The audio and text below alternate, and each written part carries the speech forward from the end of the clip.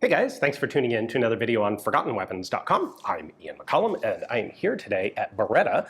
This is 2026 and they are celebrating 500 years of being in business as a gun company, family owned by the same family, which is pretty cool. And over that time, they've amassed a pretty impressive firearms reference collection, and that's what we're going through on this visit to check out some of the particularly cool guns, like this Isotta Fraschini submachine gun. This is a late World War II development. It actually began as a project in 1943, but wasn't actually put into production until late 1944, early 1945. As you can see, it is definitely the sort of simplified manufacture submachine gun. Now, it was developed by a company called Isotta, which was, before the war, a manufacturer of high-end luxury cars as well as maritime and aviation engines. This wasn't traditionally a firearms manufacturer. However, during World War II, they did take on weapons development projects, which is not uncommon. You know, it's a large, heavy industry. They can make guns as well as they can make cars. And what they made during World War II was not so much individual infantry small arms, but larger stuff. They made Scotty pattern aircraft cannons, some of that sort of larger weaponry.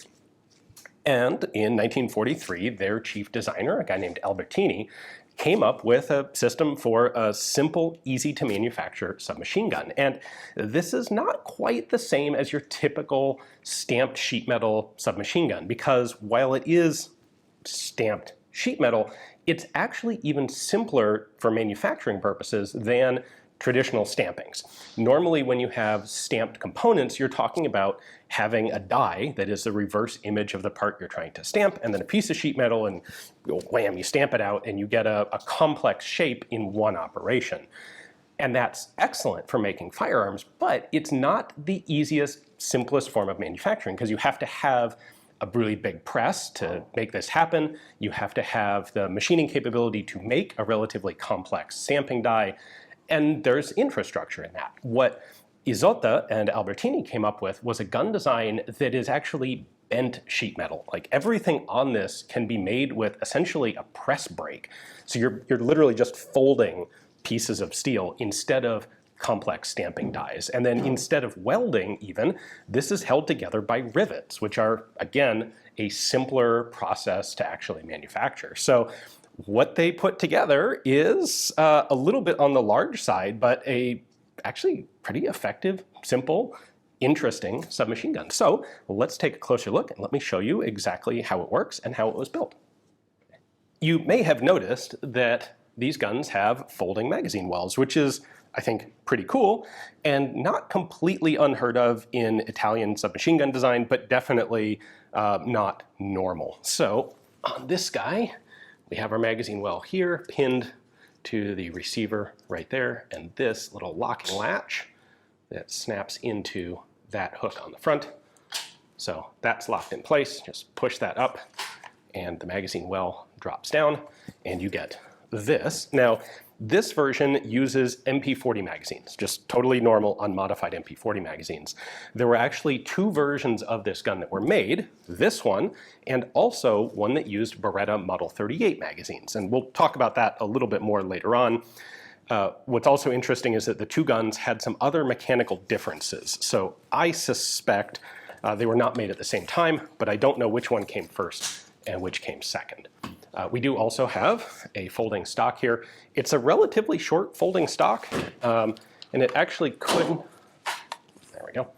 It's basically limited by the length of the magazine well, but they could have made it a little bit longer there if they wanted the extra length of pull. So that, you just push the button in, folds down around the pistol grip, locks in place. For controls, we have a safety selector up here. So we have F for fire, S for safe, well, in Italian, but the abbreviations are the same. And then we have a second separate control back here, right in front of the trigger. Backwards like this is full auto, and forwards is semi-auto.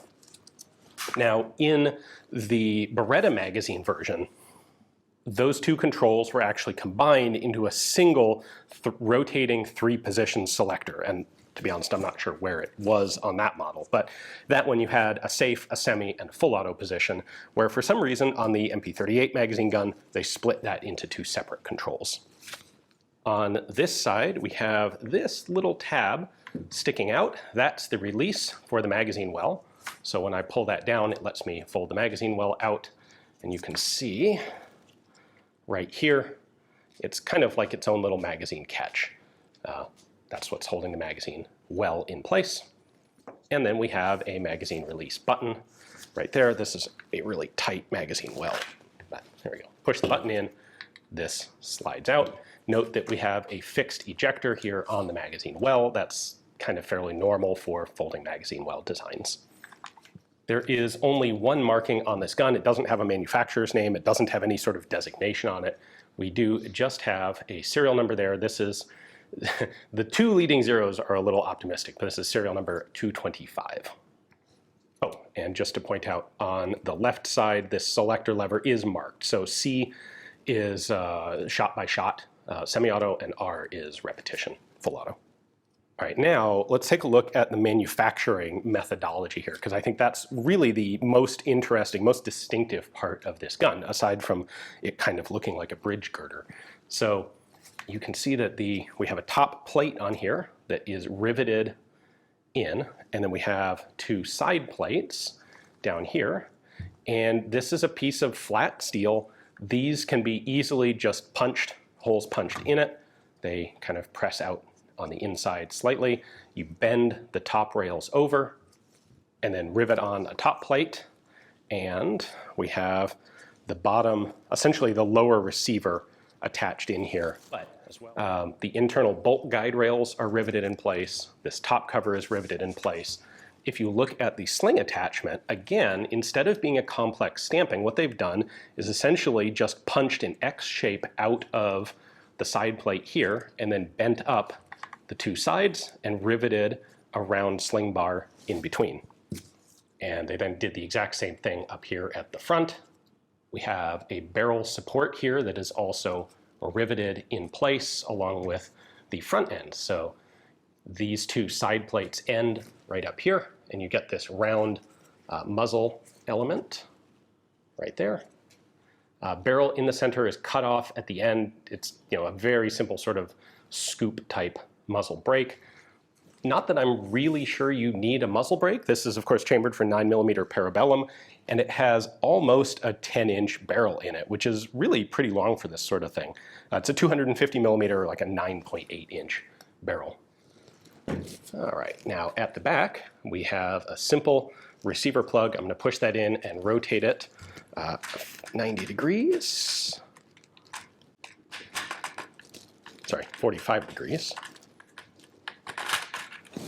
There we go. That comes out along with the recoil spring. So those four tabs just lock into these four tabs in the back of the receiver. Really simple. Pull the bolt back to here. This is farther than the bolt can come back when the recoil spring is in place. So you can pull the charging handle out here through this cutout, but if the gun is assembled, the bolt can't come back this far, so this will never come out on its own.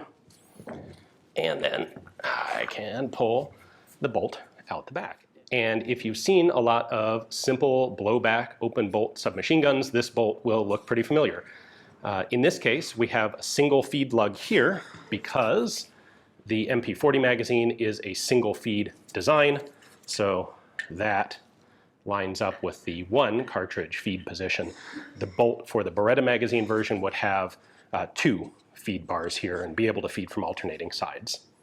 We have a fixed firing pin right there and a sear surface, and it really, it's pretty simple. That's all there is to it. What you might notice is that it has these two square grooves on the side, and that is pretty cool because continuing on that stamped design, you saw here we have two bolt guide rails riveted to the outside. Well, they're just simple C channels right there on the inside, and the bolt rides on those two channels. So most of the bolt is never in contact with the receiver, just those two internal rails. All right, and then there is one more step that we can do. there is a spring-loaded catch right here in the back of the inside. And if I push that down, I can slide this back, and it's just held in place by a set, there's actually 3 of them here, of folded sheet metal tabs that go into these slots in the receiver. The lower assembly slides forward just slightly and locks itself in place. So there's your full square, riveted together, I would call it bent rather than stamped receiver. The trunnion right there. By the way, we didn't take a look at the sights. The sights are really tiny. So that's the rear sight, and that's the front sight. Not a whole lot of utility to be had from those. And looking at the lower assembly, you can see our sear here. When I pull the trigger down, it's a series of linkages that drops the sear right there. And then this is connected directly to the safety. So when the safety is on, this locks the bolt and prevents it from opening. It's important to note, if the safety is not engaged, if the gun is in the fire mode, there is nothing that locks the bolt, and it is possible for the bolt to bounce open and chamber a cartridge without the trigger being pulled. So could have been a more sophisticated, better safety, but at least when the safety is engaged, the bolt's locked. All right, and there you go. There is a late war Isotta Fraschini Albertini model submachine gun, completely field stripped. That's all there is to it. This is a pretty cool system. Now, because this was one of those sort of last-ditch projects right at the end of the war, manufacture was very limited. The exact numbers aren't known. You saw this is number 225. The estimate I've seen is between 250 and 500 of these actually manufactured, and they were made for the RSI, the Italian Socialist Republic, which didn't last all that long, didn't put them to very much use. We don't know if the Beretta magazine and the MP40 magazine guns were made simultaneously, or if one came first and one came after. If that's the case, we don't know which one was first and which was second.